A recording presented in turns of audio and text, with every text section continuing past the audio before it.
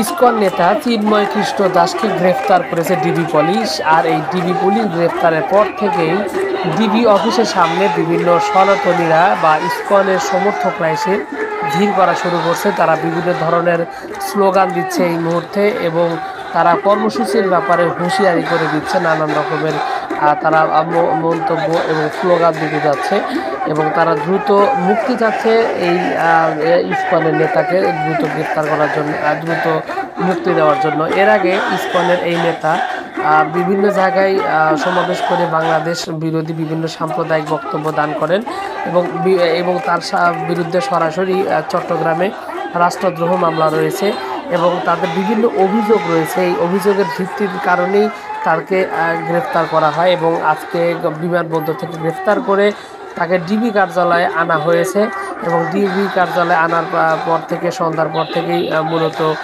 এই ইসকনের সমর্থকরা এসে ভিড় করে এবং তারা এই ইসকনের নেতা চিন্ময় কৃষ্ণ দাসকে মুক্তির জন্য দাবি জানিয়ে আসছে।